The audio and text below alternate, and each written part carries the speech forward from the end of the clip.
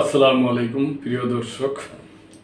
Donald Trump সাহেব এবং দক্ষিণ কোরিয়ার নেতা এই দুজনকে নিয়ে নিউজটা। ট্রাম্প পেলেন সোনার মুকুট ও দক্ষিণ কোরিয়ার সর্বোচ্চ সম্মাননা।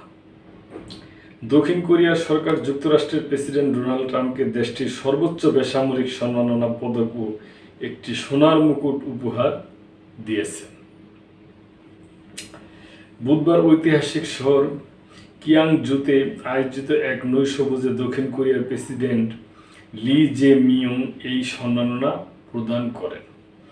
সেই অনুষ্ঠানে ট্রাম্প ও মার্কিন প্রতিনিধি দলের সম্মানে অনাড়ম্বরপূর্ণ ভোজের আয়োজন করা হয়।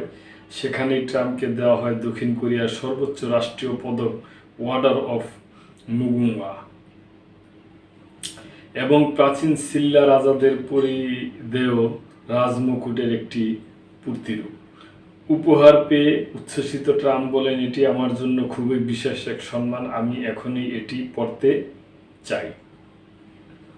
দক্ষিণ কোরিয়ার প্রেসিডেন্টের দপ্তর এক বিবৃতিতে জানিয়েছেন, এই উপহার দুই দেশের শান্তিপূর্ণ সহাবস্থান ও যৌথ উন্নয়নের নতুন যুগের প্রতীক হিসেবে বেছে নেওয়া হয়েছে। দক্ষিণ কোরিয়ার জাতীয় জাদুঘরে সংরক্ষিত রয়েছে সিল্লা রাজবংশের আসল সোনার মুকুট। তারই অনুকরণে তৈরি এই প্রতিরূপটি ট্রাম্পকে উপহার দেওয়া হয়। ইতিহাস অনুযায়ী সিল্লা সাম্রাজ্য 57 খ্রিস্টপূর্ব থেকে 935 খ্রিস্টাব্দ পর্যন্ত কোরীয় উপদ্বীপ শাসন করে। তাদের রাজমুকুট ছিল পবিত্র কর্তৃত্ব ও সর্বোচ্চ শাসন ক্ষমতার প্রতীক।